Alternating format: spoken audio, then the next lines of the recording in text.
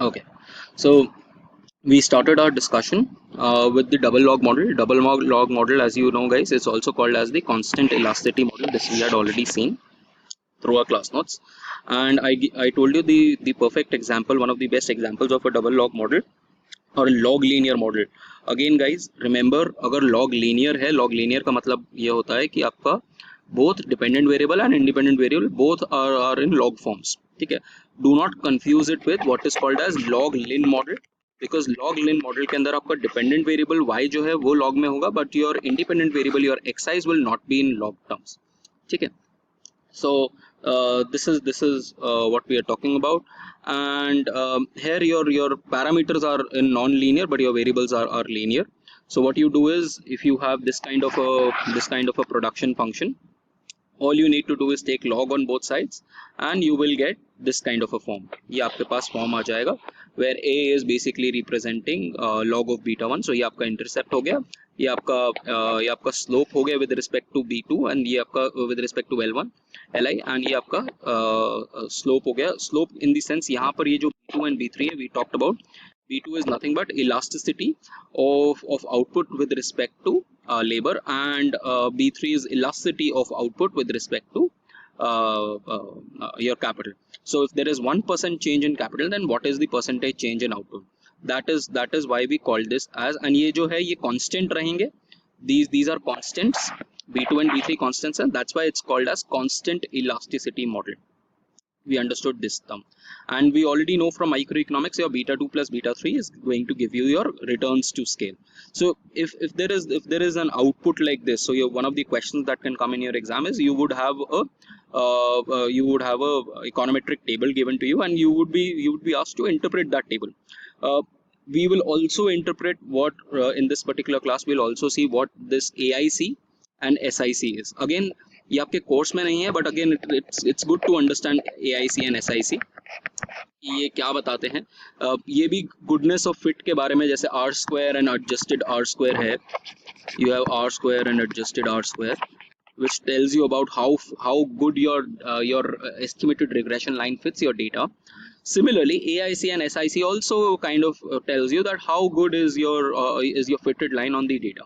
So these are all measures of goodness of fit. Remember this, goodness of fit. AIC, LIC, sorry, AIC, SIC, R square, adjusted R square. ये चारों इस चीज के बारे में बात करते हैं. We have already talked about what standard error of regression is. We've also talked about what F statistic is. We are going to talk about something called Durbin-Watson test. हम इसके बारे में बात करेंगे, Durbin-Watson test के बारे में, जब हम हेट्रोस्कैडासिटी के चैप्टर के अंदर आ जाएंगे. Heteroscedasticity and then sorry auto correlation के जब चैप्टर के अंदर आ जाएंगे, तब हम डर्बिन-वाटसन टेस्ट के बारे में बात करेंगे. So for now, just ignore this term, and we will discuss these two in today's class in the end. This is not given in your readings, by the way. So if this is how it's given, then can someone tell me how would you interpret this table, guys? Can someone tell me कि कैसे interpret करोगे इस table को? Come on, guys. How will you interpret this table? Come on, guys. कैसे करोगे? Anyone? Hold on. Anshika, अरे तुम तो पढ़ते हो, बाकियों का तो पता नहीं. निकिता, अरे भागो मत. मैं उनसे ही पूछूंगा, इनको मुझे आइडिया है, इनको आता होगा. गाइज, डबल लॉग मॉडल कैसे करते हो? ठीक है, so the way to interpret double log model, किसी को आइडिया नहीं है क्या guys? No one remembers? Manvi, are you not able to unmute yourself? एक मिनट रुक जाओ. What is the setting? Shouldn't be the case.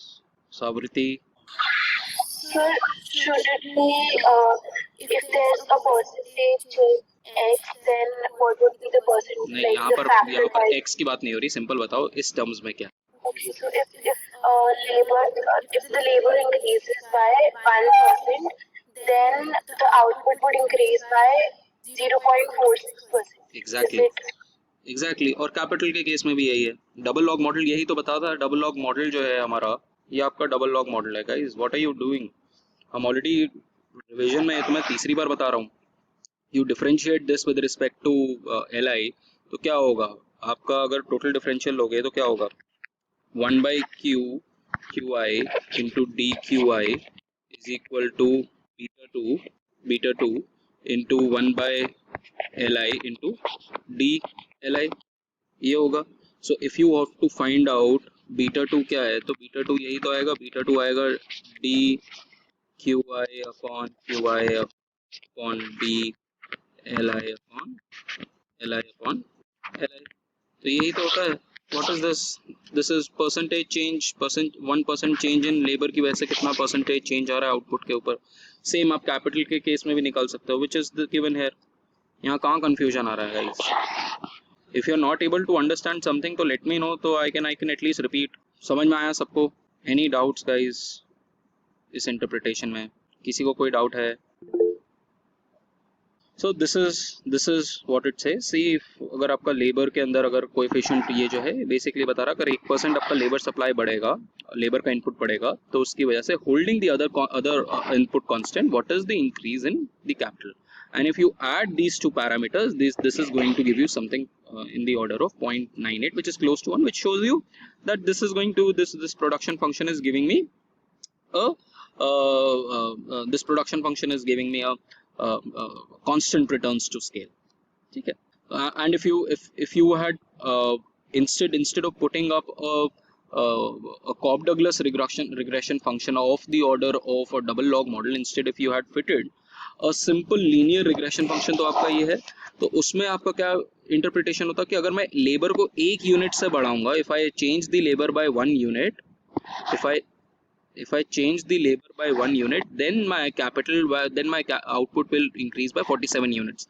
And if I change my capital by 1 unit, my overall output will increase by 9 units or 10 units. So this is how you interpret this model, guys. And you cannot compare these two models because here your dependent variable is output, and in the earlier case here your dependent variable is log of output.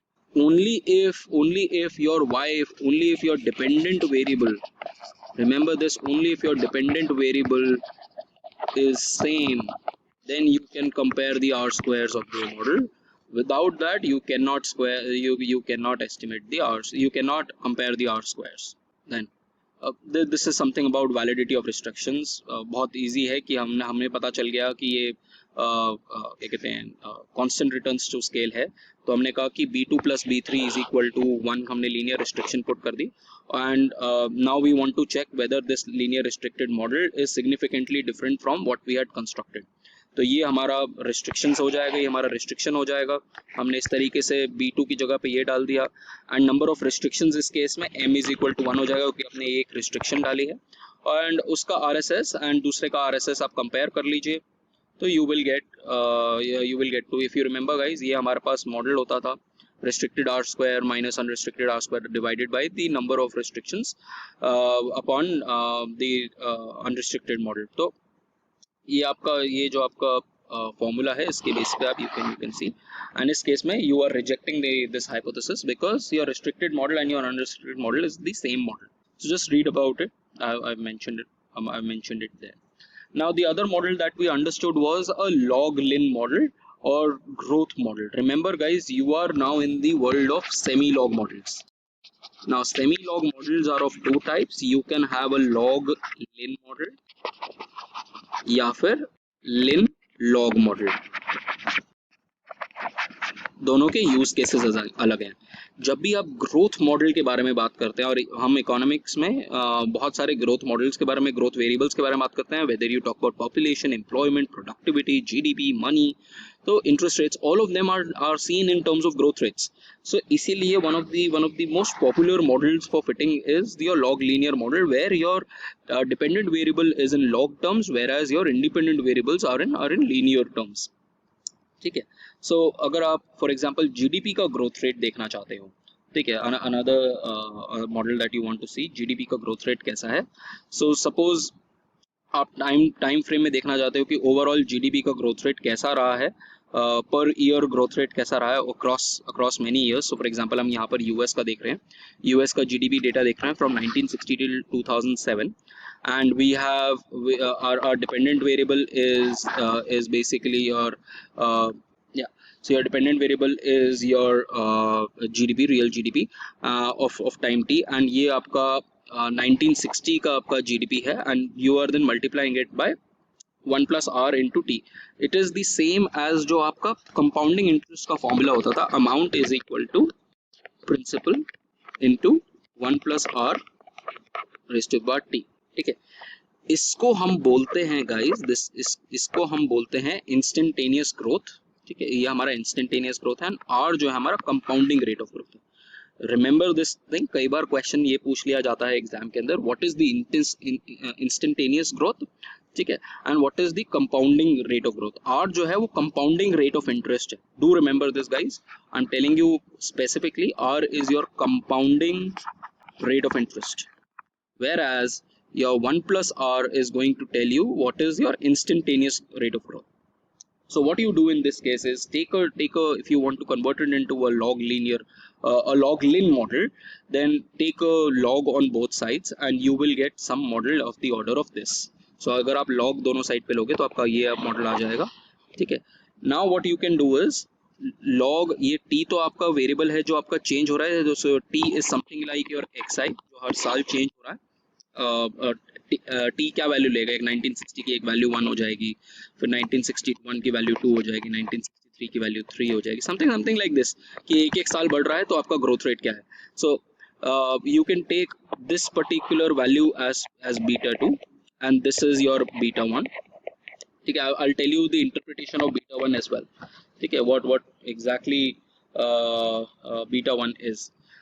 Then your ultimately if you write it like this, your entire model converts into a log lin model. Remember why it's called a log lin model. Your dependent variable is in log terms, and your independent variable is not in log terms, is in linear terms. Therefore this is called as a log lin model. And if you see the stochastic version of it, you just add ui to it. Now as I told you, this is called a log lin model. This is also called a semi log model. And इस model के case में जब आप इसको b2 का value देखने की कोशिश करोगे तो what will be b2? b2 will be 1 by ये बेसिकली क्या है, log y beta 1 plus beta 2 xi plus ui. तो अगर आप डिफरेंशिएट करोगे इसको with respect to total differentiate करोगे तो क्या आएगा आपका आएगा 1 by y dy and you will have b2 into dx, क्या आएगा आपका. ठीक है, so what will be the value of, यहाँ से अगर आप वैल्यू निकालने की कोशिश करो b2 की, तो b2 की क्या वैल्यू आएगी, the value for b2 you will get to be as dy by y upon dx, relative change in y upon absolute change in x. तो इसीलिए हम इसको परसेंटेज के फॉर्म में कन्वर्ट करने के लिए, अब आपका यहाँ पर क्या है, x जो है वो यूनिट चेंज में हो रहा है, whereas y जो है वो रिलेटिव चेंज है. तो रिलेटिव चेंज को जब आप परसेंटेज चेंज में कन्वर्ट करना चाहते हैं तो आप उसको 100 से मल्टीप्लाई करते हैं.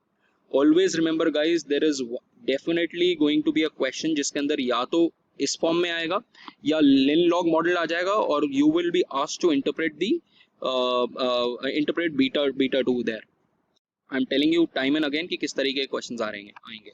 सो all you need to do is, जब आपका लॉग लिन मॉडल हो तो you need to multiply your beta 2 with 100 so that you get it in terms of percentage. अगर एक यूनिट चेंज आएगा x के अंदर, ठीक है, तो कितना परसेंटेज चेंज आएगा y में. This is how you interpret this particular model. Let's see the example जो हमारे पास यहाँ पर गिवन है. ठीक है, now if you want to see the interpretation of this at times, what is also relevant is कि आप interpretation of b1 देखना चाहो तो हमारे पास, अगर जैसे हमारे पास ये है, हमारे पास b1 की वैल्यू कोएफिशिएंट की ये आई है b1. now remember guys, b1 was what was b1? b1 was log of was it b1 log of GDP in 1960. यही था हमारा, क्योंकि हमारा मॉडल क्या था, GDP in time t is equal to GDP in time at the starting time in 60 plus 1 plus r raised to the power t. ये हमारा model था. तो जब हमने लॉग लिया था तो हमारे पास ये टर्म आ गया था, log of GDP of 1960, जिसको हमने कहा था कि ये बीटा 1 है. So now this is your beta 1. तो what you need to do is, if you want to find out the value, अगर आप इसमें एंटी लॉग लगाओगे तो anti log of B1 will be is equal to GDP of 1960. ये आ जाएगा. Any doubts in this, guys? Simple log form में तो I hope you understand this particular term. Yes or no? मुझे लगता है कि अगर मैंने अटेंडेंस लेना बंद कर दिया तो धीरे धीरे 4 बच्चे रह जाएंगे क्लास के अंदर, जिसमें से 3 गार्गी के हैं और 1 गार्गी का नहीं होगा. I am very sure of it. On that note, I'll start taking attendance again. हाँ, so this is what you get. So एक बार इसका एंटी लॉग ले लो, इसका आप एंटी लॉग ले लो. So what you will get is the GDP at the starting time. तो starting time में if you see यहाँ पर देखो, अगर आप एंटी लॉग ऑफ 7.8 करोगे तो आपके पास 2632 करके कुछ आ जाएगा. This is the beginning value, जो आपका स्टार्टिंग वैल्यू था GDP का. Perhaps relate strongly associated with actual value आपका ये था, तो somewhat nearby जो आपका starting value था GDP का. So this is what you get. Then what you have is time. Now what you need to do is you just need to multiply this by 100 and you will get that the instantaneous growth rate in this country is 3% per annum. This is how you will interpret this model. So B2 gives your instantaneous, basically at a point of time growth rate and not the compound growth rate, which is your R. So this is what your model is talking about. And let's see. So the real GDP has been increasing at the rate of 3.15% per annum, which is a significant growth rate. और वो significant क्यों है? क्योंकि आपका T value बहुत ज़्यादा आ रहा होगा. T value देखो 90 point something है, हमें तो 2 point something में हमारा significant आना शुरू हो जाता है. So this is how you interpret this particular model. Now if you want to find out the growth rate, the compounding growth rate, remember guys, we had B2 is equal to log of R. ये हमारा B2 था, ठीक है. और हमारी ये B2 की value जो आ रही है वो आ रही है आपकी 0.31 समथिंग, ठीक है. ये आपकी वैल्यू आ रही है. So if you want to find out R की वैल्यू, अगर आपको R निकालना है तो क्या करोगे, आप एंटी लॉग लोगे, ठीक है. एंटी लॉग ऑफ 0.031, तो आपके पास यहाँ पर क्या आ जाएगा 1 plus R. तो then you will do minus this. R will be equal to, what will R be equal to? R will be equal to anti log of 0.031 minus 1. This will give you your compounding rate of growth. And always remember, compounding जो rate होता है वो थोड़ा ज़्यादा होता है instantaneous से, इसलिए आपको थोड़ा ज़्यादा मिलेगा. So ये आपको जैसे if you've seen ये आपका ये growth rate आ गया. So which is ये 1.031 का मतलब ये हुआ कि इंक्रीज जो है रहा है 0.031 ऑलमोस्ट 3.2% का ग्रोथ रेट. इसको भी आप 100 से मल्टीप्लाई करोगे तो आपके पास आ जाएगा कि कितना परसेंटेज से ग्रोथ हुआ. So this is what you get, which is higher than the 3.1%, which is the instantaneous growth rate. Now instead of this you could have also fitted a linear trend model. Now what is this linear trend model? आपने क्या किया, आपने instead of putting a log model, अभी हमने उस case के अंदर if you see हमने क्या किया था, हमने इस फॉर्मेट में लिया था, कंपाउंडिंग ग्रोथ के फॉर्मेट में हमने फॉर्मूला लिया था. Now instead of this if you had put a linear trend model, linear trend में आपका GDP हो गया एंड आपने टाइम को एज अ वेरिएबल ले लिया, ठीक है. तो इस तरीके से आपका लीनियर ट्रेंड आ जाएगा. Now what is this telling you? This अगर इसको आप रिग्रेशन करोगे, इसका अगर आप फिटेड लाइन बनाओगे तो ये आपकी ऐसी एक फिटेड लाइन आ जाएगी. And now what is this line telling you? This line is telling you that on an average every year the GDP is increasing by 186 units. ठीक है. So this is not going to give you your growth rate. This is going to give you GDP per unit of time. So ये देखो, the real GDP increased by 187 billion per year. ठीक है. तो इस तरीके से आपका वो आ जाएगा. तो ये आपको ट्रेंड बता देगा कि ट्रेंड क्या है आपका ओवरऑल. तो इंक्रीजिंग ट्रेंड है तो पॉजिटिवली स्लोपिंग होगा, डिक्रीजिंग ट्रेंड होगा तो डाउनवर्ड स्लोपिंग होगा. सो ट्रेंड हम इस तरीके से निकालते हैं. यूजुअली आप जब आप जीडीपी का इस तरीके से डेटा लोगे तो यू विल फाइंड आउट कि आपका ऐसे वेरिएबल जैसे जीडीपी वेरिएबल हम बात करेंगे लेटर ऑन, दैट ये बहुत ज़्यादा ऑटो कोरिलेटेड रहते हैं. तो उसके अंदर हमें इनके अंदर से ऑटो कोरिलेशन हटाना होता है, but we will talk about that. और जब हम उसके बारे में बात करेंगे तब हम ये डर्बिन वाटसन टेस्ट के बारे में बात करेंगे, ठीक है। यूजुअली ये 2 के अराउंड होना चाहिए, just a foresight, if you want to take it down, ये 2 के अराउंड होना चाहिए। एनीथिंग अराउंड 0 और एनीथिंग अराउंड 4 शोज कि आपका ऑटो कोरिलेशन इधर पॉजिटिव और नेगेटिव। Just take a note here, हम बाद में जब हमारा कोर्स खत्म हो रहा होगा तब हम ये इसके बारे में भी बात करेंगे। For no auto correlation it should be around 2, but if it's around 0 or if it's around 4, then that shows that there is high auto correlation there in your data, and here we see that it's near to 0, which shows that there is going to be auto correlation. In fact आपको यहाँ पर भी दिख जाएगा कि auto correlation, ठीक है। Forget what auto correlation is, हमें ये पता है कि auto correlation क्या होता है, आपके error terms जो है associate कर रहे हैं एक दूसरे से, ठीक है। It's not, if you remember हमारा ऑटो कोरिलेशन होता है कि एरर टर्म्स जो है वो एक इस तरीके से फॉर्मेट नहीं ले रहे, वो या तो अपवर्ड स्लोपिंग है या डाउनवर्ड स्लोपिंग है या कोई ट्रेंड है एरर टर्म्स का।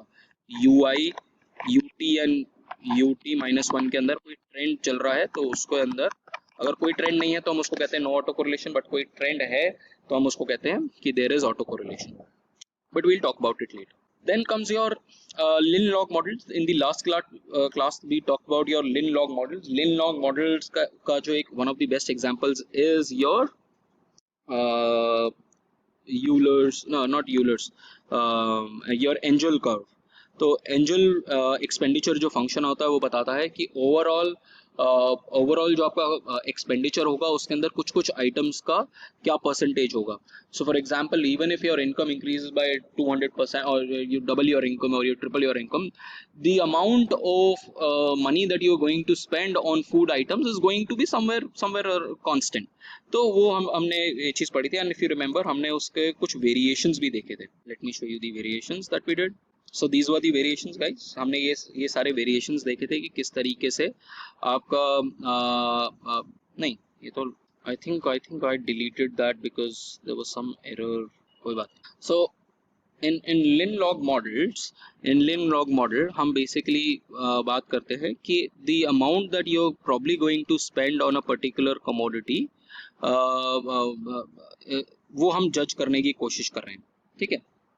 तो उसके अंदर एंजल्स लॉ का और एंजल्स एक्सपेंडिचर फंक्शन का भी रोल आ जाता है। So if your regression function the functional type is in the form where your y variable is in linear terms, ठीक है, whereas your x variable is not in linear terms, it's in log terms, तो उस case को हम lin log model बोलते हैं, ठीक है। And if you differentiate this तो यहाँ क्या आएगा आपका dy, डिफरेंशिएट करोगे तो क्या आएगा dy is equal to b2 to xi to d। तो अगर आप इसको देखोगे तो क्या आया आपका b2 की वैल्यू क्या आई, b2 की वैल्यू आ गई आपके पास dy अपॉन, तो ये बेसिकली क्या है, ये आपका है relative change in x upon your absolute change in y। सो अब जब रिलेटिव चेंज इन x है तो उसको आप परसेंटेज चेंज को बनाने के लिए क्या करोगे, जब आप रिलेटिव चेंज इन x के बारे में बात कर रहे हो, so you are saying relative change in x upon percentage change upon absolute change in y। तो इसको आप रिलेटिव चेंज को परसेंटेज को बनाने के लिए आप इसको मल्टीप्लाइड बाय 100 कर देते हो डिनोमिनेटर को। तो डिनोमिनेटर को जब आप मल्टीप्लाई बाय 100 कर रहे हो तो यहाँ पर भी 100 से आप बेसिकली डिवाइड कर रहे हो। सो always remember when you are in the case of Lin log model, you will divide your denominator with 100 to find out the interpretation.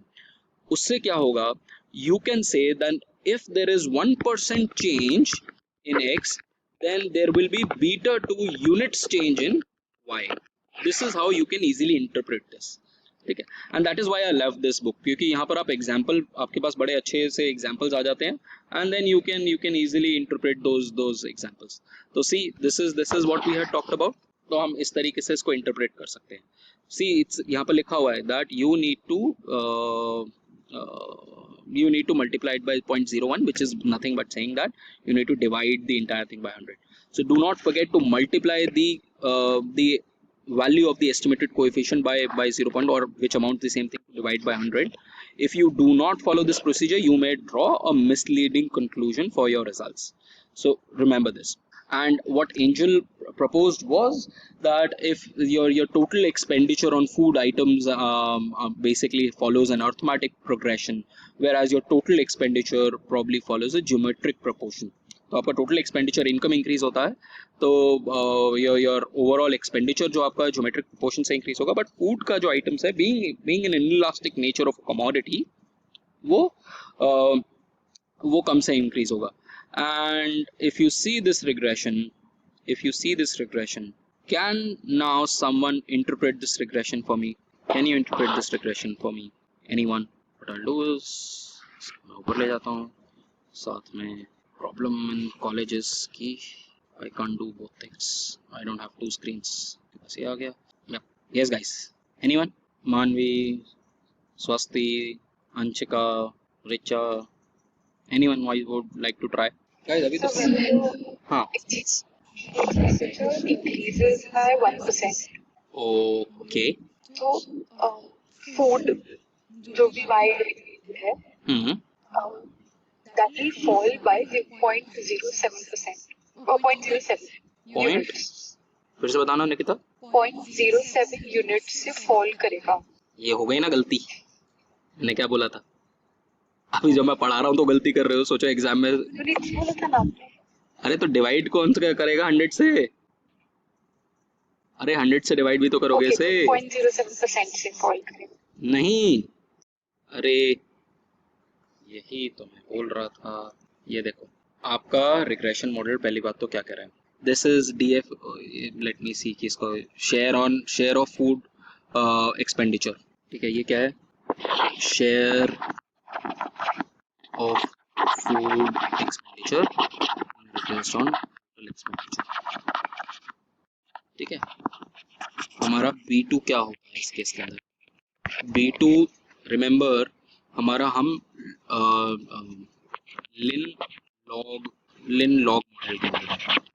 Lin log model के अंदर आपका B2 का इंटरप्रिटेशन क्या होता है? B2 का इंटरप्रिटेशन होता है absolute change in y upon relative change in x.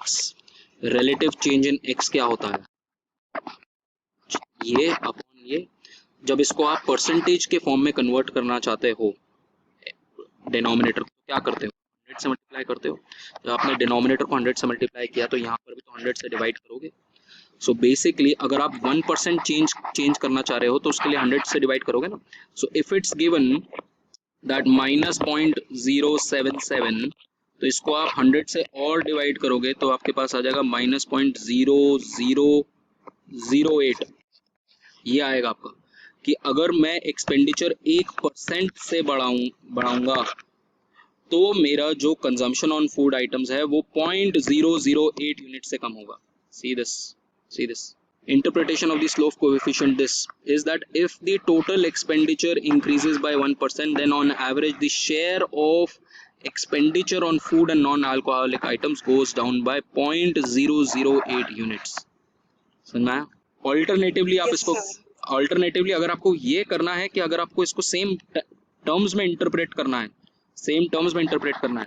then you can say that if my expenditure increases by 100%, 1% की बजाय if my expenditure increases by 100%,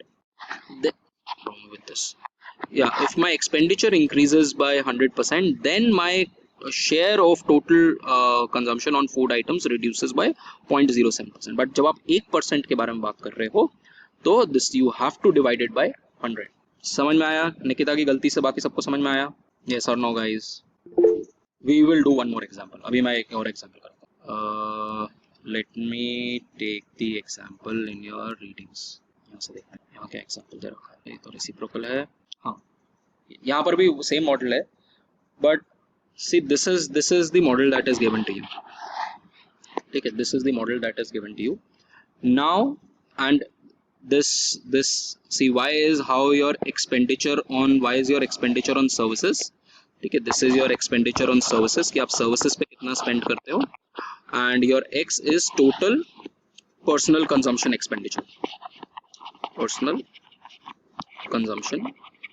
expenditure.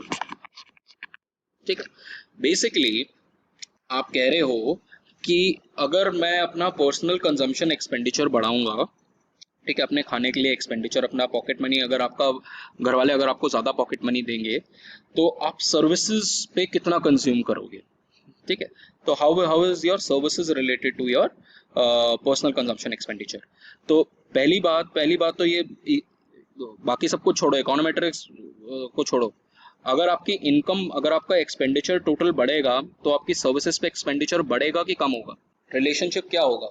अगर आपका ओवरऑल एक्सपेंडिचर बढ़ेगा तो सर्विसेज पे एक्सपेंडिचर बढ़ेगा कि कम होगा? Nikita says increase. Anshika, yes, of course. Until unless it's something that depends स्वस्ति, it can be increasing. उसके लिए फिर आपको पता है क्या करना है स्वस्ति? उसके लिए आपको फिर पॉलिनोमियल मॉडल्स में जाना पड़ेगा, जहां पर आपको स्क्वायर टर्म लेना पड़ेगा। ठीक है, अभी हम बात करेंगे वो स्क्वायर टर्म के बारे में, क्योंकि इंक्रीजिंग रेट पे है या डिक्रीजिंग रेट पे है वो आपको सिर्फ और सिर्फ स्क्वायर टर्म बता पाएगी, सिंपल आप उससे नहीं बता सकते। ये तो आपको सिर्फ ट्रेंड दे सकता है, बट इन जनरल अगर आपका एक्सपेंडिचर बढ़ रहा है तो यूजुअली आपको बाकी सारे, until unless something is very weird, usually all your normal goods, usually you consume normal goods, और नॉर्मल गुड्स के केस में आपका एक्सपेंडिचर बढ़ेगा। Now the interpretation here will be, if I have to interpret this 8, where beta 2 is equal to 1844.22, ठीक है, and what is this beta 2? Beta 2 is your change in y upon change in x upon x. This is what beta 2 is in case of a lin log model. ठीक है, in case of a lin log model, this is how your beta 2 looks like. ठीक है, now if beta 2 looks like this, if your beta 2 look like this, तो अब आपको इसको percentage के form में कन्वर्ट करना है ना। परसेंटेज फॉर्म में कैसे कन्वर्ट करते हो? यू हैव टू मल्टीप्लाई इसको, जो आपका डिनोमिनेटर है ये, इसको आप 100 से मल्टीप्लाई करोगे तो आपका आ गया कि ये परसेंटेज फॉर्म में कितना चेंज हो रहा है। तो जब आप डिनोमिनेटर को 100 से मल्टीप्लाई कर रहे हो तो यहाँ पर भी डिवाइड करोगे 100 से। now you can say that if there is 1% change in, if there is 1% change in x, then there will be beta 2 units change in y. I can write this in this terms also guys. अगर यहाँ पर थोड़ा सा भी confusion हो रहा है ना तो इसको इस तरीके से लिख लो, that b2 into this is equal to change in y. ऐसे भी तो लिख सकता हूँ, ठीक है। तो this is how you can interpret this. Now अगर आपको परसेंटेज फॉर्म में इसको कन्वर्ट करना है तो you now know कि आपको इसको 100 से मल्टीप्लाई करना पड़ेगा, ठीक है, डिनोमिनेटर को। दैट मीन्स इसको b2 को 100 से डिवाइड करना पड़ेगा। Now here what you mean is that if there is 1% change in x, then there is beta 2 units change in y. So divided by this, you will get that if your x increases, if your personal consumption expenditure increases by 1%, then the overall services consumption increases by 18.44 units, or 18.44, where is it? If your aggregate expenditure increases by 1%, then on an average the expenditure on services increases by 18.44 billion dollars. This is how you interpret. समझ में आया Anshika? Good, चलो। That's why मुझे पता था कि यहाँ पर इस चैप्टर के अंदर हर बार बच्चे कहीं ना कहीं कंफ्यूज करते हैं, इसीलिए for this year onwards what I have started, मैंने उसको ऐड करना ही शुरू कर दिया, बिकॉज आई न्यू कि बच्चे अपने आप तो तुम लोग तो नहीं जाओ करोगे अपने, and since our course is running pretty fast, I thought कोई बात नहीं, कर लेते हैं। Then talking about reciprocal models, हमने रेसिप्रोकल मॉडल्स के बारे में हमने बात एक्सटेंसिवली करी थी कि आपके रेसिप्रोकल मॉडल्स में डिपेंड करता है कि बीटा 1 एंड बीटा 2 की वैल्यूज क्या है, ठीक है। बीटा 1 एंड बीटा 2 की वैल्यूज पे डिपेंडेंट होता है कि आपका रेसिप्रोकल मॉडल इस तरीके का मॉडल होगा, रेसिप्रोकल मॉडल इस तरीके का मॉडल होगा, रेसिप्रोकल मॉडल इस तरीके का मॉडल होगा, ठीक है, depending on the values of b1 and b2, ठीक है। तो हमने इन सब चीज़ों के बारे में ऑलरेडी हम बात कर चुके हैं। सो सपोज सेम एग्जांपल हमने लिया कि the share of food expenditure हम रिग्रेस कर रहे हैं on your total expenditure, we know that there is a negative, अगर किसी में केस में हमें नेगेटिव रिलेशनशिप मिल जाता है तो उस केस में हम इस तरीके से लिख सकते हैं. नाउ नेगेटिव रिलेशनशिप अगर expenditure and share of food expenditure का है तो उस केस के अंदर हम इस तरीके से स्लोप को इंटरप्रेट कर सकते हैं. और यहाँ पर B2 जो होना चाहिए वो पॉजिटिव होना चाहिए. ठीक है, अगर आपका नेगेटिव रिलेशनशिप है तो आपका B2 पॉजिटिव होना चाहिए, और अगर आपका पॉजिटिव रिलेशनशिप है तो B2 नेगेटिव होना चाहिए. This is how you interpret it.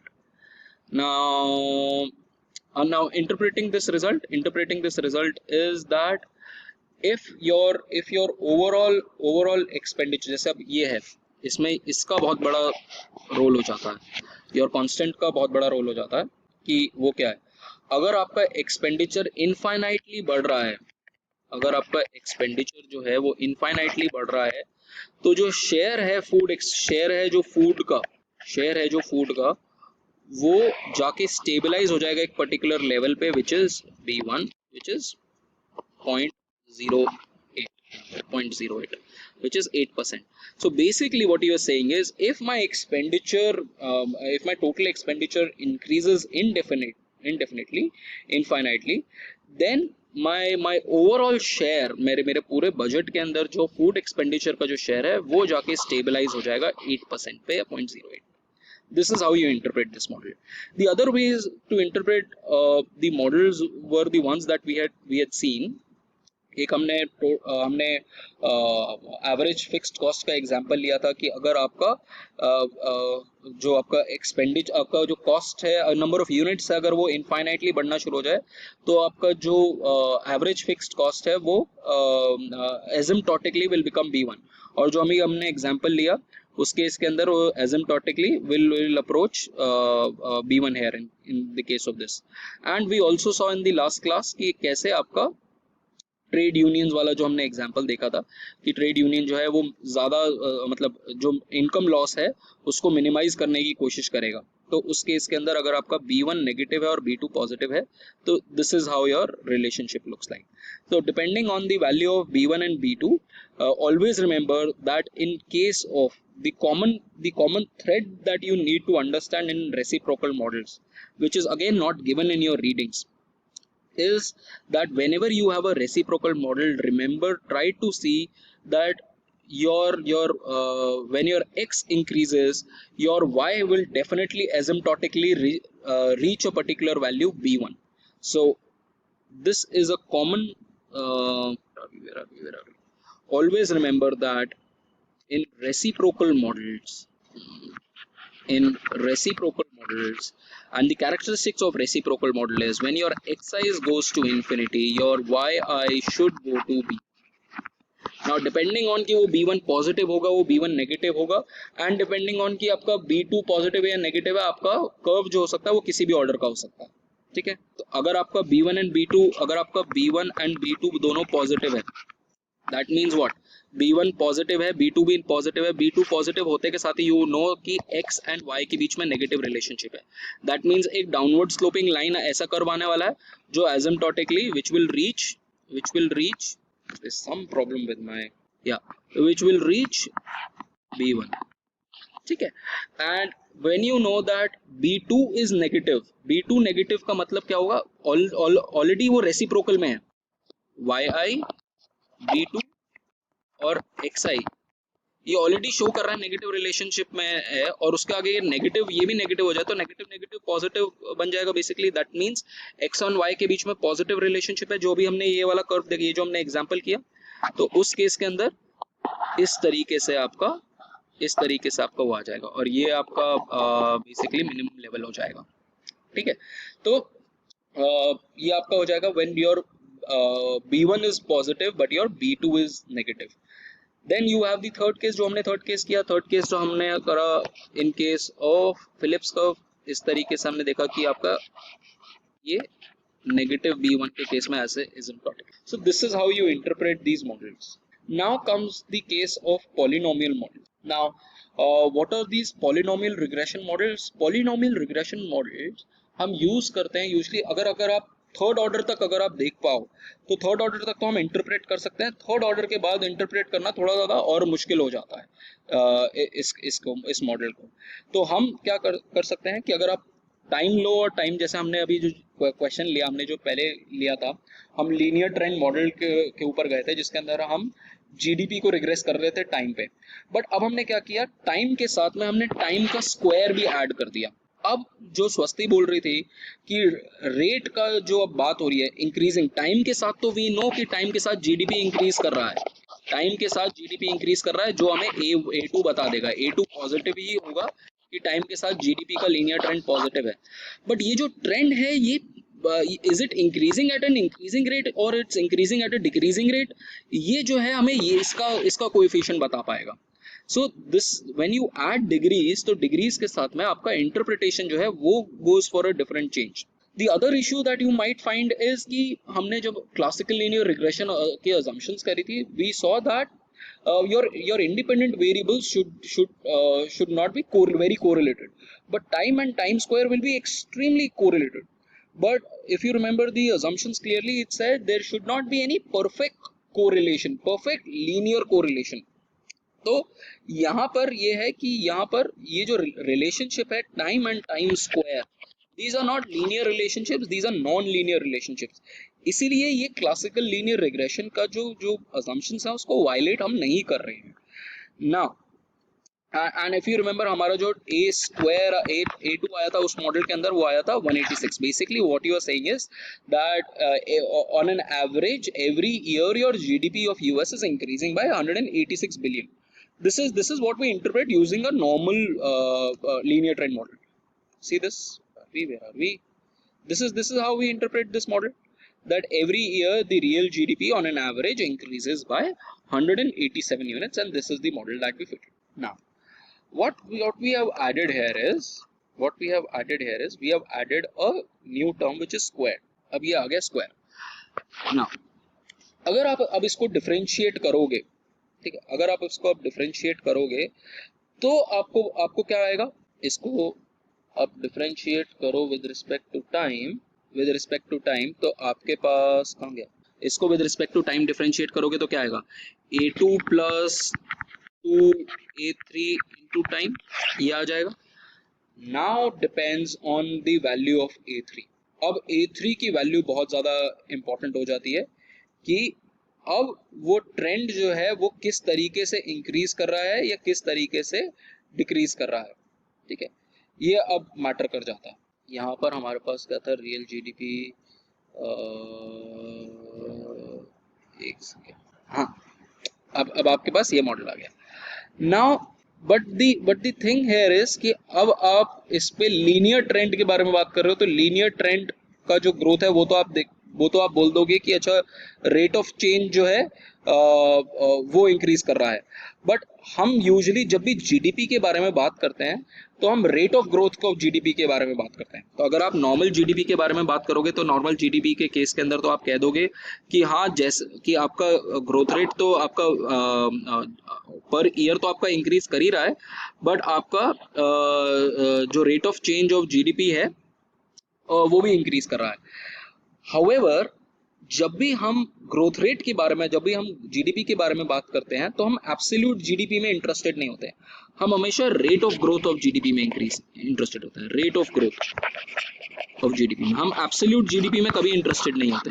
कभी भी आपने ये नहीं देखा होगा कि कोई आपको बोल रहा है कि जीडीपी जो है, आई यूजुअली टेल यू कि अच्छा जीडीपी जो है 200 लाख करोड़ से 205 लाख करोड़ हो गया, या फिर पिछले साल 205 लाख करोड़ से इस साल 195 लाख करोड़ हो गया। तो ये फिगर्स आपको यूजुअली नहीं मिलती, ये एब्सोल्यूट फिगर्स कोई इंटरेस्टेड नहीं होता। पीपल आर इंटरेस्टेड इन कि rate of growth of GDP क्या था। लास्ट ईयर जीडीपी का ग्रोथ रेट 4% था, इस साल जीडीपी का ग्रोथ रेट -8% के अराउंड। तो ये ग्रोथ रेट के अंदर हम इंटरेस्टेड होते हैं।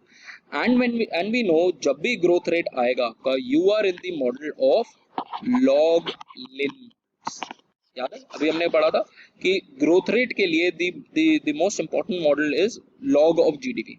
तो हम लॉग ऑफ जीडीपी का जब मॉडल फिट करेंगे, जब हम लॉग ऑफ जीडीपी का मॉडल फिट करेंगे तो हमारे पास ये मॉडल है, log of real GDP is equal to β1 + β2 times T into β3 times T square. अब जब आप इसको क्या कहते हैं फिट करने की कोशिश करोगे, these are the results that you get, which shows you what, which shows you that आपका जीडीपी तो इंक्रीज कर रहा है एट द रेट ऑफ 3। अच्छा, पहली बात तो इसको इंटरप्रेट करने के लिए how will you interpret this guys, ये तो मैं तुमसे पूछूं, how will you interpret this guys. सिर्फ मुझे टाइम का जो है उसका इंटरप्रिटेशन दे दो, इसका इंटरप्रिटेशन दे दो। स्क्वायर का मैं बता दूंगा। You are in log lin model. Yes guys, हमने आज की क्लास में पूरा रिवाइज किया। ये स्वस्ति, क्या इंटरप्रिटेशन है टाइम का यहाँ पर?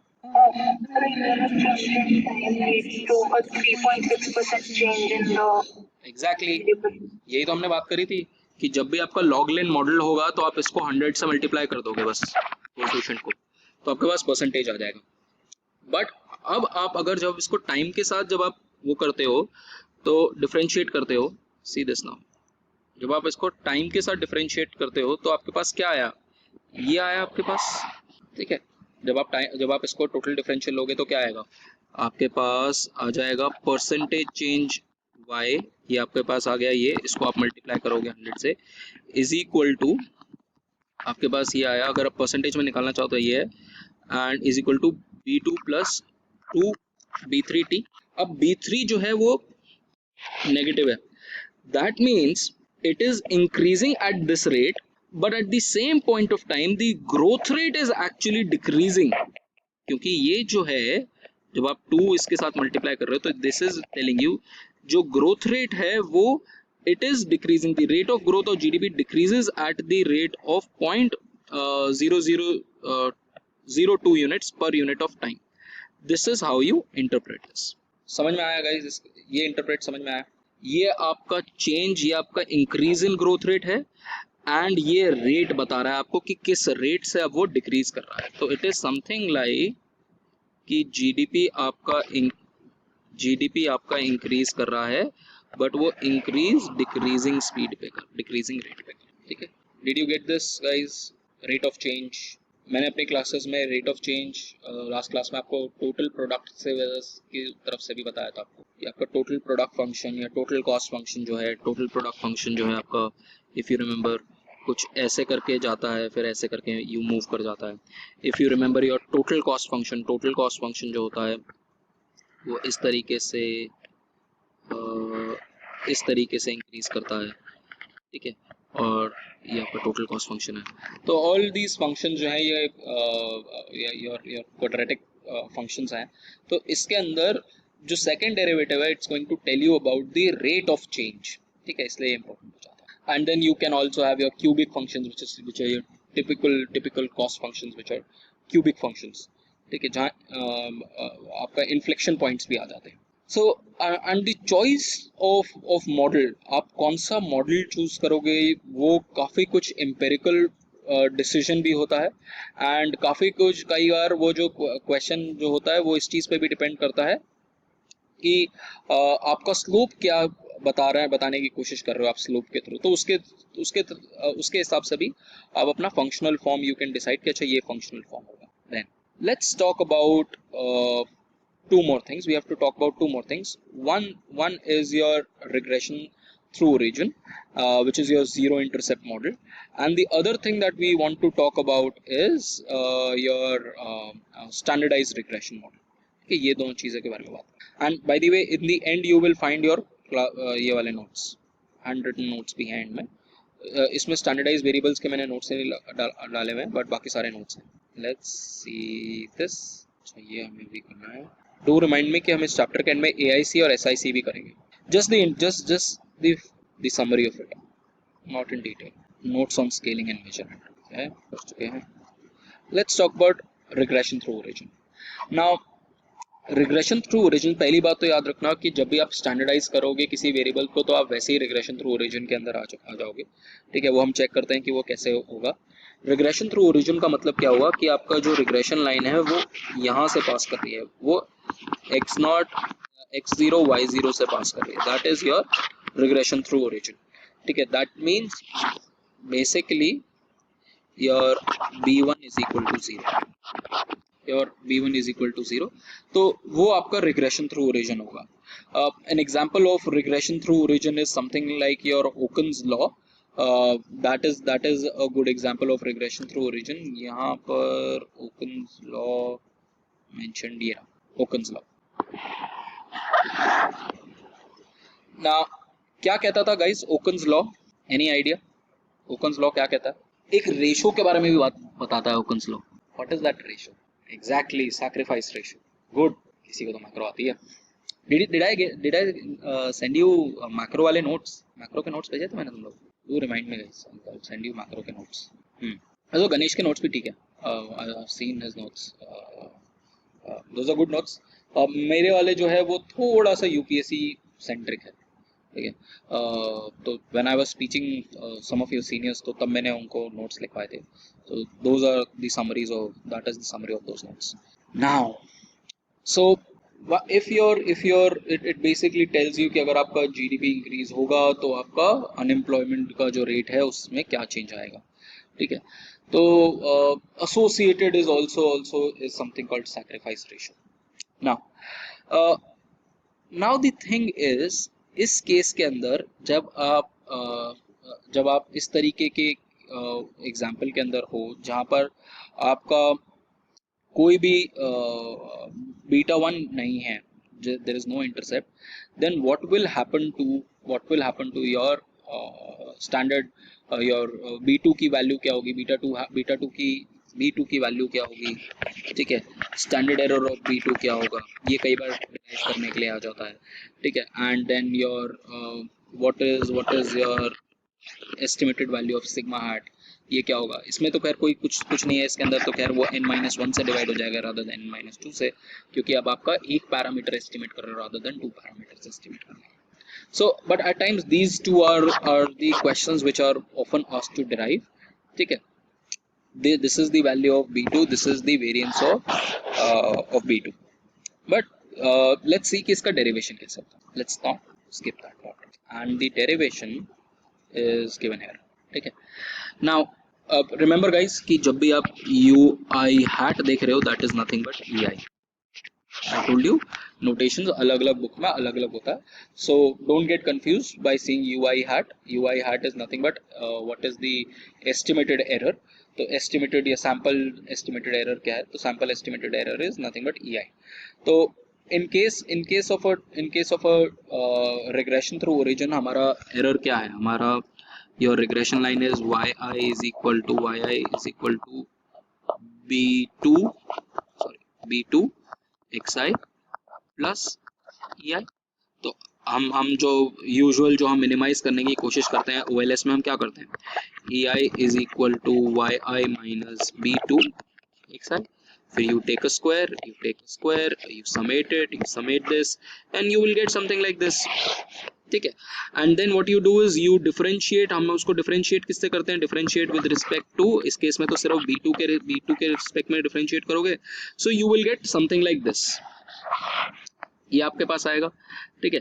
And what is this guys, ये क्या है, this is going to be a normal equation. और ये normal equation आपको क्या बता रही है, ये नॉर्मल इक्वेशन बता रही है आपको कि summation of ei xi is equal to 0. हम इक्वल टू 0 पुट करते हैं ना मिनिमाइज करने के लिए, तो दिस इज इक्वल टू 0. या फिर हम इसको बोल सकते हैं, इस इन्हीं टर्म्स में हम बोल सकते हैं summation of ui hat xi is equal to 0.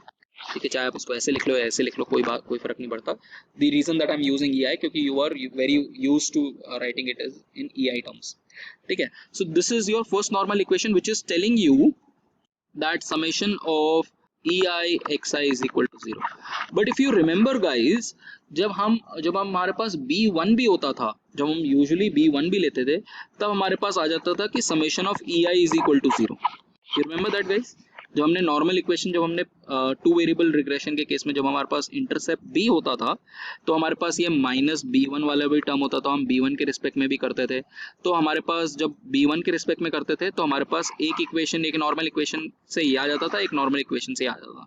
which means that in case of a regression without origin this cannot be guaranteed. ये तो गारंटी नहीं कर सकते, सिर्फ ये चीज गारंटीड है क्योंकि ये नॉर्मल इक्वेशन से आ रही है. Now let's put this just a second guys, give me one. Okay, so हमारे पास नॉर्मल इक्वेशन से सिर्फ ये चीज की गारंटी हुई है, हमारे पास नॉर्मल इक्वेशन से ये चीज की गारंटी हुई है. इस जो दूसरा टर्म है समेशन ई आई का, उसकी गारंटी नहीं हुई, उसकी गारंटी नहीं हुई है. ठीक है. Now what we do now is, इसको आप सिंप्लीफाई अगर आप करोगे तो यू विल गेट, इसको इज इक्वल टू 0 पुट करके हम जब हम सिंप्लीफाई करेंगे तो हमारे पास आ जाएगा b2 की value, b2 is equal to ये वैल्यू आ गई. ठीक है. एंड इसके अंदर नाउ अगर हमें इसके अंदर अब ये शो करना है कि अगर इसके अंदर ये शो करना है कि इसकी एक्सपेक्टेड वैल्यू क्या है, या अनबायस्ड है या नहीं है, ये सारी चीजें दिखानी है, तो आप क्या करोगे, इसके अंदर y की वैल्यू पुट कर दो. ये जो y की वैल्यू है b2 xi plus ui, yi, what is yi is equal to b2. Again ये नॉन स्टोकास्टिक, ये आपका आपने पीआरएफ के टर्म्स में डाल दिया गाइस. डू रिमेंबर कि आपने पीआरएफ के टर्म्स में डाला है. ठीक है, हैट नहीं डाला है. b2 इज योर पीआरएफ के टर्म्स में क्या होगा, पीआरएफ के टर्म्स में हो जाएगा yi is equal to b2 xi plus ui. ठीक है, तो आपने पीआरएफ के टर्म्स में ये yi को आपने सब्स्टिट्यूट कर दिया. Now once you substitute this, तो अब आप इसको जब मल्टीप्लाई करोगे तो आपके पास ये चीज आ गई. let's see this, let me not rush over this. what you have is yi is equal to b2 xi plus ui, and you can also write yi is equal to b2 ei, या ei की जगह पे you can always replace it with. ठीक है. We now know from the normal equation, what we had done was, normal equation से क्या है हमारे पास, नॉर्मल इक्वेशन से b2 की वैल्यू आई है summation xi yi upon summation xi square, सब कुछ कैपिटल में. If you compare it to our normal case, हमारे नॉर्मल केस के अंदर क्या वैल्यू आई थी, नॉर्मल केस के अंदर b2 was summation small xi yi on small xi square, ये आई थी. फॉर दिस हमने ये जो है ये रिप्लेस कर दिया. तो if you just replace it with this, तो आपके पास क्या आएगा, summation xi into beta 2 xi plus ui upon summation xi square. And जब आप इसको मल्टीप्लाई करते तो आपका b2 तो बाहर आ जाएगा, समेशन xi स्क्वायर हो जाएगा, तो ये समेशन xi स्क्वायर से कट जाएगा, and you will have summation xi ui upon summation xi square. Now this is what you get. Now can someone tell me ki whether this is equal to b2? Now can someone tell me whether this is a bias estimator or an unbiased estimator? Guys, is this a bias estimator or an unbiased estimator? What do you need to do for this? Come on guys, biasness के लिए, biasness क्या होती है guys? Expected और true value. हाँ, तो उसके लिए अनचेक का क्या करते हैं हम, उसके लिए क्या करते हैं हम, यहाँ पर एक्सपेक्टेशन लोगे ना. What will you do, expectation डालोगे और यहाँ पर एक्सपेक्टेशन डालोगे, इसकी एक्सपेक्टेशन डालोगे, तभी तो निकाल पाओगे. Only if you can say that expected value of b2 is equal to beta 2, you will be saying ये अनबायस्ड एस्टिमेटर है. तो ये अनबायसनेस कैसे आएगी, जब ये एक्सपेक्टेशन लोगे तो यहाँ पर तो b2 बाहर आ जाएगा.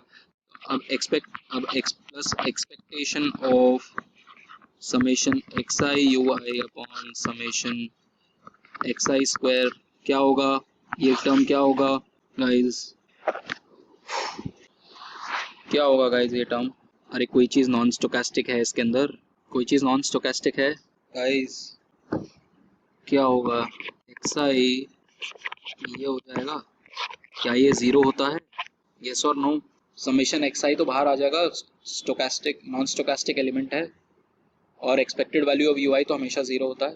तो that is how this is going to be an unbiased estimator. ठीक है, बट यही यहाँ पर सारी चीज दे रखी है कि ये अनबायस्ड एस्टिमेटर है. ठीक है, हाउएवर अगर अब आपको इसका अगर वो चाहिए वेरिएंस चाहिए, तो वेरिएंस के लिए क्या करते हैं हम? वेरिएंस के लिए आप क्या करोगे? यू नो नाउ कि b2 is equal to beta two plus, और ये हमने पहले भी किया हुआ है, summation xi ui on summation xi square. ठीक है, तो हमें वेरिएंस क्या होगा? वेरिएंस होता है b2 माइनस बीटा टू, इसका स्क्वायर करके हम एक्सपेक्टेशन ले लेंगे तो हमारे पास वेरिएंस ऑफ b2 आ जाएगा। ये हमने पहले भी किया है, तो हमने ये चीज सेम प्रैक्टिस करी यहाँ पर। ठीक है, अब हम इसमें सेम प्रॉपर्टी लगाएंगे। सेम प्रॉपर्टी क्या लगाएंगे? एक कि आपका एक्साइज जो है वो होमोस्कोडास्टिक है, ठीक है, एंड सॉरी एक्साइज जो है वो नॉन स्टोकास्टिक है, और यूआईज जो है वो होमोस्कोडास्टिक है एंड अनकोरिलेटेड है। तो बेसिकली मैंने इसको क्या बताया था आपको कि कोई भी ऐसी कोई कभी भी कोई टर्म आए तो क्या बोलते हैं उसको? x1 प्लस u1, ठीक है, प्लस x2 प्लस u2 का स्क्वायर कर लो।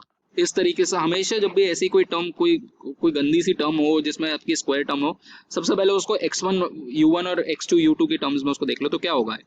ये होगा x1 square u1 square plus x2 square u2 square plus 2 x1 u1 x2 u2, और उसके बाहर एक्सपेक्टेशन है। क्लियर हुआ guys? Let me right it down here. हमारे पास क्या है? अब हमारे पास हमें बोला गया है कि वेरिएंस निकालो। वेरिएंस हमें बोला गया है वेरिएंस ऑफ b2 निकालो। वेरिएंस ऑफ b2 क्या होता है गाइस? वेरिएंस ऑफ b2 होता है expected value of b2 minus beta two का होल स्क्वायर। इसको वेरिएंस को ऐसे भी लिख सकते हैं। इसी में मैंने इसी टर्म को, ये हमारा b2 था, ठीक है, इसको यहाँ ले आया तो हमारे पास आया b2 माइनस बीटा टू। पहले तो उसको स्क्वायर कर दिया और उसके आगे एक्सपेक्टेशन लगा दी, तो हमारे पास क्या बचा? यहाँ पर बचा एक्सपेक्टेशन और स्क्वायर ऑफ दिस खतरनाक टर्म, ये हुआ। ठीक है, अब ऐसी ये जो इतनी गंदी सी लुकिंग टर्म है, इसको हम क्या कर सकते हैं? इसको आप सिंपली लिख लो समेशन, आपके पास है समेशन xi u, ठीक है, और उसके आगे उसका स्क्वायर भी है और उसके बाहर उसकी एक्सपेक्टेशन भी लगी हुई है। तो आप क्या करो? इसको लिख दो x1 u1 plus x2 u2 का स्क्वायर है और उसके बाहर एक्सपेक्टेशन। सिर्फ न्यूमरेटर की बात करते हैं, तो उसको क्या लिख सकते हो? इसको लिख सकते हो x1 square u1 square plus x2 square u2 square a square plus b square plus 2ab। 2ab क्या है? x1 x2 u1 u2 expectation, sorry u2। अब जब आप इसको खोलोगे तो आपके एक्साइज तो नॉन स्टोकास्टिक है, तो क्या बचेगा? x1 square expected value of u1 square plus x2 square expected value of u2 square, sorry u2 square plus 2x1 x2 expected value of u1 u2। ये जीरो क्यों होगा गाइस? ये zero क्यों होगा? No auto correlation between two erased terms. Beautiful, ये no auto correlation की वजह से जीरो हो गया। अब आपको ये टर्म लिखना है, इसको क्या, can't I write this as, क्या हो गया इस पेन को, can't I write it as summation xi square into expectation of ui square. ये नहीं लिख सकता इसको? और डिनोमिनेटर में क्या था? डिनोमिनेटर में xi स्क्वायर का भी स्क्वायर चल रहा है क्योंकि ओवरऑल स्क्वायर था। ये आपका कट गया, आपके पास ये बचा है। ये क्या है? This is this upon summation. Clear guys? And this is what is being achieved here. This is what is being achieved here. ये आपका हो गया। ये सब कुछ अज्यूम कर लिया कि आपको आता है। क्लियर है? यस और नो गाइस? प्रूफ समझ में आया? Variance of this. Okay, let's move forward. Now, the other issue is कि इस केस के अंदर हम we cannot assume that summation of ui is not equal to 0। तो हमें एक और प्रूफ कई बार क्या आ जाता है, एक क्वेश्चन क्या कई बार आ जाता है, इनफैक्ट दो क्वेश्चन आ जाते हैं कई बार। एक क्वेश्चन आ जाता है कि in case of a model which is passing through origin through model, your mean of dependent variable mean of y is not equal to mean of predicted y. Normal case के अंदर mean of y is always equal to mean of predicted y. ये हमने show भी किया था, मैंने अपने mid term में पूछा भी था ये क्वेश्चन, ठीक है. But when you have a regression through origin, when you have a regression through origin, this is not true, ठीक है. दिस इज मतलब basically this is these are not same. Let's see how these are not same. And the other case is that in case of a regression through origin, in case of a regression through region, and I'm leaving it for you to do this, because you'll be surprised to see one of these questions in the exam. You would be asked to prove that if this is true, if this condition is true, then in case of a regression through origin, your R square can be negative. So you might be asked in one of the questions, in regression through origin, can R square be negative? Yes, if this condition is there. Okay, that I'm leaving up to you. I'm doing this part. Now let's see this कि क्या है. जब हमने दो variables के साथ में देखा था, जब हमने with respect to regression through origin की बजाय जब इंटरसेप्ट वाला मॉडल था, तो हमारे पास दो नॉर्मल इक्वेशंस थी, और वो दो नॉर्मल इक्वेशंस क्या बता रही थी. एक नॉर्मल इक्वेशन बता रही थी summation of E I is equal to 0, जो नॉर्मल इक्वेशन 1 थी, जब विद रिस्पेक्ट टू बीटा 1 हम करते थे डिफरेंशिएट, एंड जब दूसरे बीटा के थ्रू डिफरेंशिएट करते थे तो हमारे पास आता था summation of E I X I, जो इस केस में भी आया, is equal to 0. But in our case जब रिग्रेशन थ्रू ओरिजिन है तो सिर्फ ये आई है, ये टर्म नहीं आई है, ठीक है, ये चीज नहीं आई है. Now this is what is written, ठीक है. Now the case is suppose we impose this condition. Suppose हम ये कंडीशन इम्पोज कर देते हैं कि your E I has to be summation E I is equal to 0.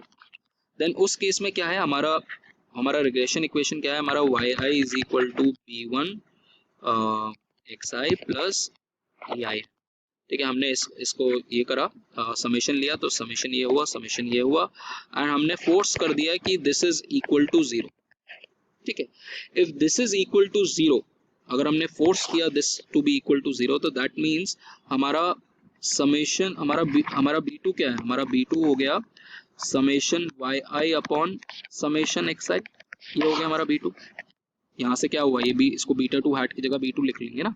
तो ये हमारा, अगर this is by construction, if we force और समेशन, अगर हम ये फोर्स करके लगा दें, बाय कंस्ट्रक्शन लगा दें इसको, तो हमारा b2 की वैल्यू आ जाएगी summation y i upon summation x i, and you can always divided by n, दोनों को n से डिवाइड कर दो, तो आपके पास ये वैल्यू ये भी आ जाएगी कि b2 is equal to y bar upon x bar. Now this b2 की वैल्यू, ये जो b2 की वैल्यू आई है, और जो हमारे पास ऊपर b2 की जो वैल्यू आई है, ये जो b2 की वैल्यू आई है, एक हमारे पास b2 की वैल्यू आ गई ये. अगर हम फोर्स करते हैं summation E I is equal to 0, और जो दो हमारे पास ऊपर b2 की वैल्यू आई है, वो आई है summation x i y i upon summation x i square. Now these two are not same, ये दोनों सेम नहीं है. एंड अगर ये अनबायस्ड है, ये हमने प्रूव कर दिया कि अनबायस्ड है, दैट मीन्स कि ये बायस्ड ही होगी, ठीक है. That means in case of a regression through origin, through this construction, and through this I mean we are finding it through proof, और वो प्रूफ क्या है कि these two cannot be same. तो कॉन्ट्रडिक्शन से, इस कॉन्ट्रडिक्शन से हम ये we can prove that if we force this to be the case, then your value of b2 is not equal to this, and if it's not equal, हमें पता है कि ये अनबायस्ड है, तो ये बायस्ड, दैट मीन्स ये biased होगा, ठीक है. विच शोज कि and we know that since b2 is unbiased, the equation in 9 ये जो है, this can not B unbiased, ठीक है. तो हमारे पास रिग्रेशन थ्रू ओरिजिन के केस में क्या है कि रिग्रेशन थ्रू ओरिजिन के केस के अंदर we cannot have both these two be equal to 0, only one of them is 0, which is this is equal to 0, जो हमारे पास फंडामेंटल इक्वेशन से आया, ठीक है. एंड अपार्ट फ्रॉम दैट अब हमें पता है कि this can not be equal to zero, ठीक है, this is not equal to zero. तो yi को हम इस फॉर्मेट में लिख सकते हैं, yi can be written as estimated value of i plus error, ठीक है, and then you divide the whole thing by n। तो अगर आप n से डिवाइड करोगे तो क्या होगा, तो ये आपका ये हो जाएगा, ये आपका ये हो जाएगा, ये आपका ये हो जाएगा, ठीक है। And we know that this is not equal to zero, therefore these two terms are not equal to zero, and that is how you prove that in case of regression through origin the mean value of y is not equal to the mean value of predicted y, or you can say that the mean value of dependent variable is not equal to the mean value of prediction of the dependent variable. This is how you go about it. समझ में आया guys? Proof समझ में आया? Yes or no? Come on guys, proof. Okay, बाकी लोगों को समझ में आया, मानवी को तो समझ में आया, बाकी लोगों को समझ में आया proof. Now since 13 of you are attending this class, I am giving you this part to do. ये try करना है आपको घर पे, and in all likelihood you will get one question from this, ठीक है। Just read this and then you'll get it. नहीं आएगा तो next class में करेंगे। Now comes the question guys. अब let's see two more things. हमने regression through origin कर लिया है, and we have to do one more thing, regression on standardized variable. Before we do regression through standardized variable guys, you also need to see कि कई बार जो आपके economic variables, जो आपके वेरिएबल्स होते हैं, your dependent variable and your independent variable are not in same terms, ठीक है। कई बार एक कोई वेरिएबल होता है, हो सकता है वो किसी स्केल पे हो, दूसरा पैरामीटर किसी और स्केल पे हो। फॉर एग्जांपल हो सकता है आपका जीडीपी जो हो वो बिलियन डॉलर्स में दे रखा हो, और आपका जो इन्वेस्टमेंट हो वो करोड़ में दे रखा हो। तो यू कैन नॉट इजीली से कि आप बीटा को सिंपली इस तरीके से इंटरप्रेट नहीं कर सकते कि अच्छा इसमें इतना चेंज से इतना चेंज आएगा। If your dependent and independent variables are on different scales, then your beta has to be interpreted in a different manner, ठीक है।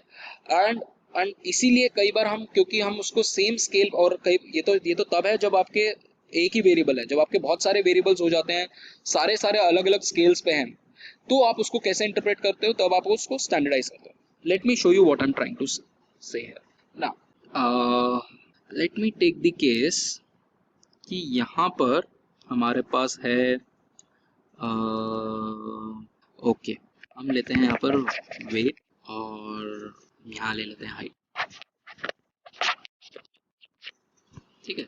अब मैंने वेट्स यहाँ पर लेने शुरू, अब एक का वेट है 60, ठीक है, एक का वेट है 65, एक का वेट है 70, और यहाँ पर हाइट है,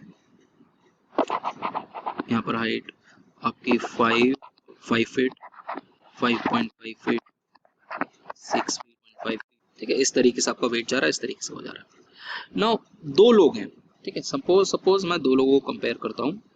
एक इंसान है जिसका वेट है 60 केजीज और इसकी हाइट है 5.5, और दूसरा है जिसका वेट 75 केजीज है, बट उसका जो हाइट है वो 6.5 है। ये दो लोग हैं, ये पर्सन 1 है, ये person 2।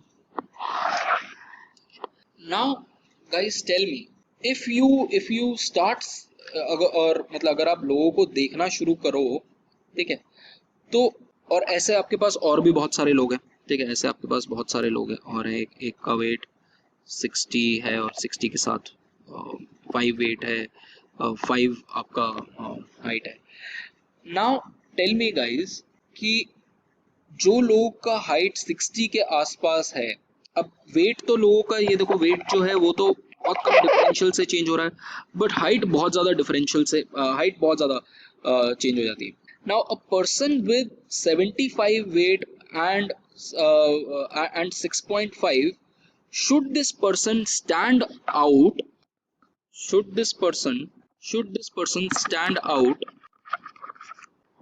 with my pen as compared to person जिसका 60 वेट है और 5.5 है, एंड इसका 65 वेट और 5.5 है, और इसका 75 वेट है और 6.5 है। Which person will stand out? ठीक है, वेट अगर किसी का मैं 5 किलो भी ज्यादा बढ़ा देता हूँ या 10 किलो भी या 5-7 किलो कम भी कर देता हूँ, तो वो बंदा डिफरेंशिएबल हो पाएगा कि जो बंदा हाइट जिसकी 5 इंच ज्यादा या 5 इंच कम है, कौन सा ज्यादा डिफरेंशिएबल होगा एक क्लास के अंदर? समझ में आएगा? इस क्वेश्चन क्या है? क्वेश्चन ये है कि तुम्हारी क्लास में बहुत सारे लोग हैं, सबका अलग अलग वेट्स हैं, सबका वेट्स एक पर्टिकुलर रेंज में है जो किलोस में ये जो रेंज है, एंड सबकी हाइट जो है वो इंचेस के अंदर है। नाउ इंचेस में अगर किसी की हाइट 5 इंच ज्यादा है, ठीक है, 5 यूनिट इंच जो है, आपकी जो वाई एक्सिस है वो यूनिट्स ऑफ इंचेस है, 5 इंच ज्यादा है, बट उसका वेट जो है वो 5 केजी ज्यादा है, तो क्या वो बंदा स्टैंड अपार्ट करेगा एज कंपेयर टू जिसका 5 किलो कम होगा? All I am trying to say is weight आपका किलोग्राम्स में चेंज हो रहा है और ये आपकी इंचेस में चेंज हो रही है। Is 1 kg weight change is equal to 1 inch difference, या फिर 5 kg अगर किसी का वेट चेंज कर दो और किसी का 5 इंच हाइट चेंज कर दो, कौन सा ज्यादा डिफरेंशिएबल होगा इन terms of a class? Nikita says height. All of you agree? किसी की हाइट अगर 5.5 फुट की जगह 6 फुट होगी, ठीक है, वो एकदम से अलग से दिखना शुरू हो जाएगा एज कंपेयर टू अगर किसी का वेट 5 किलो भी बढ़ जाए, 7 किलो भी बढ़ जाए, ठीक है। तो दैट शोज कि जब आप किसी भी चीज को देखना चाहते हो, कोई दो पैरामीटर्स को आप कंसिडर करना चाहते हो, तो यू हैव टू सी कि उसकी रेंज क्या है। यू कैन नॉट सिंपली से कि आपका केजीज और इंचेस सेम है। केजीज का इंक्रीज जो है वो बहुत ज्यादा हो सकता है। किसी का केजीज का जो वेट का जो स्केल है वो क्या स्केल है, वो किसी का वेट 40 किलो से लेके 150 किलोज हो सकता है, ठीक है। ये इतना बड़ा ब्रॉड रेंज है, और बिकॉज ये इतना बड़ा ब्रॉड रेंज है, किसी का वेट 65 है या 60 इतना मैटर ही नहीं करता। बट जो आपकी हाइट है, वो हाइट क्या है, वो हाइट 4 फुट से लेके 4.5 फुट से लेके 6.5 फुट तक है, सिर्फ यही आपकी रेंज है। 6.5 फुट वाला जो है वो बहुत ज्यादा अलग दिखाई देगा एज कम्पेयर टू 4.5 फुट जो इंसान है, ठीक है। तो यू हैव टू सी कि आपका स्केल्स क्या है मेजरमेंट के, and you can not simply put your एक वेरिएबल आपने BMI ले लिया, and you can not simply put कि आप वेरिएबल्स को अनस्केल्ड ले लो, ठीक है। तो जब आपके पास वेरिएबल्स ऐसे हैं जो अलग अलग स्केल्स पे हैं, तो the best thing to do is to differentiate these two variables, ठीक है। व्हाट यू डू इज आप उनको स्टैंडर्डाइज कर देते हो, और स्टैंडर्डाइज करने का क्या तरीका होता है, आप वेरिएबल लेते हो xi एंड आप उसको मीन से डिवाइड करते हो, and you divided by your standard deviation of x। इससे आप क्या कर रहे हो, आपने उठा के ये जो आपके पास सारे, सपोज ये आपके पास डेटा था, वेट और हाइट, यहाँ पर मैं उल्टा ले रहा हूँ गाइस, यहाँ पर मैं ले रहा हूँ हाइट, यहाँ ले रहा हूँ वेट, तो एक्चुअली में होना चाहिए कि आपकी हाइट इंक्रीज करेगी तो आपका वेट भी इंक्रीज करेगा। तो अगर मैं ये डेटा लूँ और मैं इसको स्टैंडर्डाइज करूँ, तो बेसिकली स्टैंडर्डाइज करने का क्या मतलब, एक आपका x बार होगा और एक आपका y बार होगा। आपका ओरिजिन अभी 0 है, आप अपना ओरिजिन क्या कर रहे हो, आप सारी वैल्यूज को, आप ये वाली वैल्यू, ये वाली वैल्यू, ये वाली वैल्यू, ये सारी वैल्यूज को x बार से माइनस कर रहे हो। तो you are basically changing the origin. आपने ओरिजिन क्या बना दिया, अब आपने ओरिजिन बना दिया ये, एंड सिमिलरली y का आपने ओरिजिन जो है अब आपने ये बना दिया। अब आपका सारा डेटा हो गया सेंटर इस पॉइंट से, ठीक है। और ये तो हुआ चेंज इन ओरिजिन, और आपने स्केल से चेंज करने के लिए क्या किया, आपने उसको, ये आपका वेरिएंस आ रहा है, ये बेसिकली x में वेरिएंस कितना हो सकता है, x के पॉइंट्स यहाँ से लेके यहाँ तक लाई कर रहे हैं, तो ये आपका वेरिएंस है।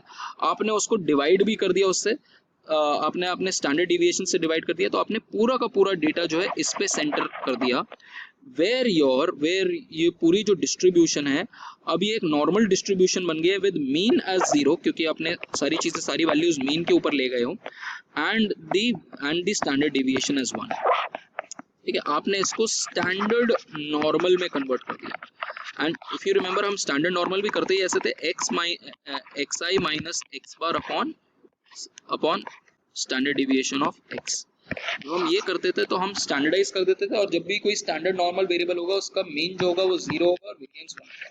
We'll also prove this, अभी हम प्रूव भी करेंगे कि मीन 0 होगा और वेरिएंस 1 होगा. But we do this so that आपके सारे के सारे वेरिएबल्स जो हैं वो सेम स्केल पे आ जाएं. कई बार हाइट जो है वो अलग स्केल पे चल रहा है, वेट जो है वो अलग स्केल पे चल रहा है, तो आप उनको कंपेयर नहीं कर सकते हो वेरिएबल्स को, तो हम उनको स्टैंडर्डाइज कर देते हैं. एंड जब भी आप स्टैंडर्डाइज करोगे तो वो रिग्रेशन जो होगी वो रिग्रेशन थ्रू ओरिजिन बन जाएगा. We'll see that also. That will always be regression through origin, क्योंकि आपने ये जो ओरिजिन था उसको आपने ये बना दिया. अब आपकी जो लाइन जाएगी वो इस तरीके से लाइन जा रही होगी.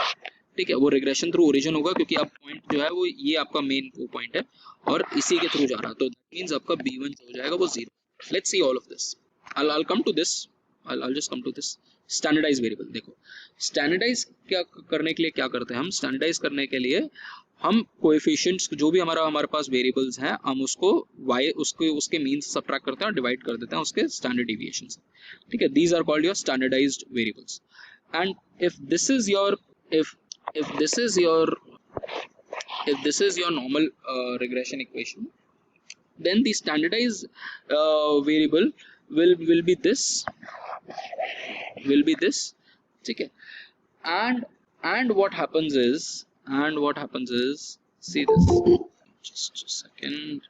now हमारा इंटरसेप्ट क्या होता है guys? Intercept if you remember, intercept क्या होता था? इंटरसेप्ट होता था b1 was used to be equal to y bar minus beta 2 x bar होता था. ठीक है, ये हमारा बीटा 1 की वैल्यू आती थी. और इस केस के अंदर आपका y बार और x बार क्या हो चुका है? अब ये आपका पूरा का पूरा जो सारा का सारा डेटा है वो सेंटर हो चुका है वो 0 पे. एंड बिकॉज वो सेंटर हो चुका है 0 पे तो ये आपका 0 हो गया, ये आपका 0 हो गया, तो आपका बीटा 1 हो गया 0. ठीक है, क्योंकि आपने सारा का सारा डेटा जो है आपने सेंटर कर दिया है towards the mean values of x and y. आपने डेटा उठा के, ये आपका डेटा का रिलेशन था, आपने ये डेटा का रिलेशन उठा के अब आपने ये ओरिजिन बना दिया. ठीक है, तो आपका x बार y बार तो अब 0 हो चुका है ना, क्योंकि अब ओरिजिन के थ्रू ही आपका ये now this is your new origin.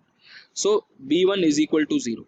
Now the point is कि what will be the value, what will, एक आप इसको इंटरप्रेट कैसे करोगे, एक तो आप कोएफिशिएंट्स को कैसे इंटरप्रेट करोगे, एक क्वेश्चन ये आ जाता है.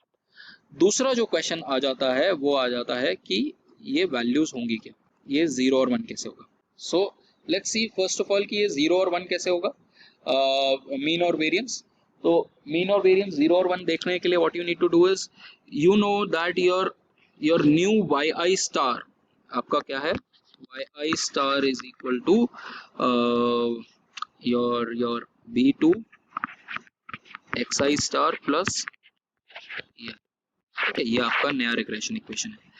ना अगर अब आप इसको क्या करो, you want to find out कि what will be the value of yi star का मीन. ठीक है, अब इसके लिए क्या करोगे, इसके लिए all you need to do is divide this entire equation by n. जब आप इसको डिवाइड करोगे बाय n तो क्या आएगा, ये आपका आ जाएगा 1, ये तो बाहर आ गया, this is what you get. and you know that the sum of this and sum करोगे उसका basically क्या होता है, what is your mean is nothing but this is your mean. तो similarly इसका जब आप मीन निकालोगे तो ये करोगे. ठीक है, तो and you know that your yi star is equal to yi minus yi hat upon standard deviation of y. ठीक है, so all you need to do is this and divided by n, and you know that sum of deviations from mean is equal to 0. तो simple ये तो हो गया 0.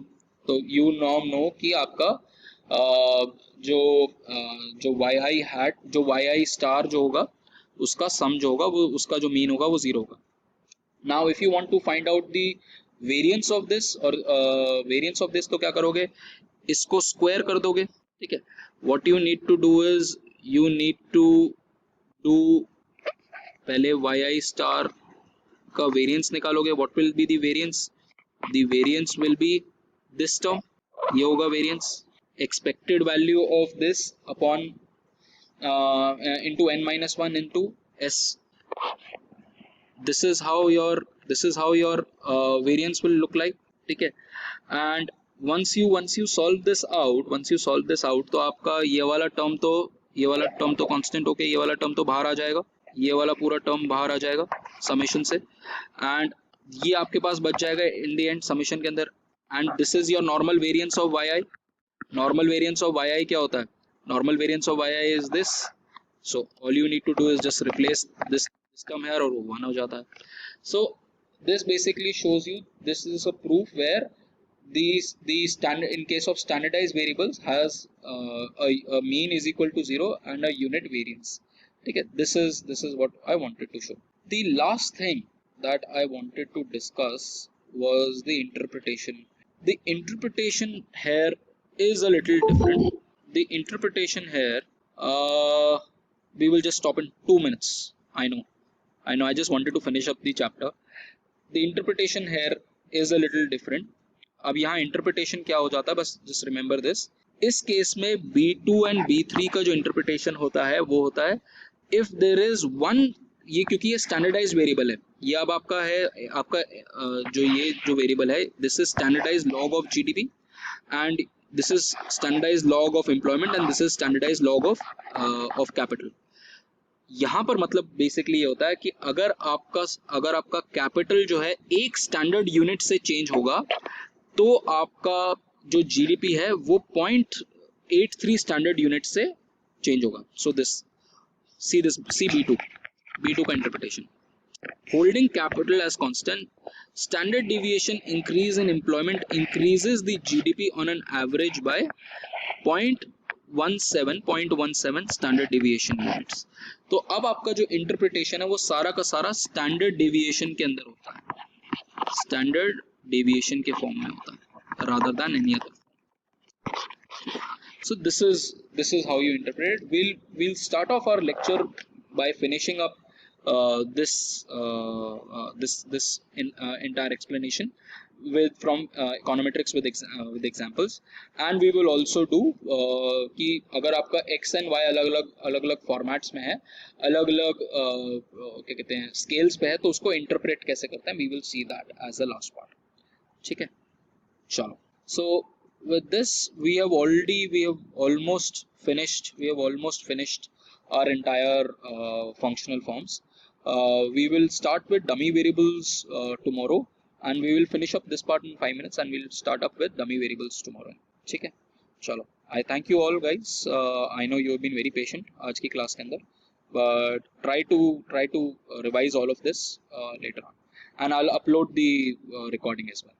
That's why I did the entire revision. Thank you very much guys. Bye bye. Jai Hind.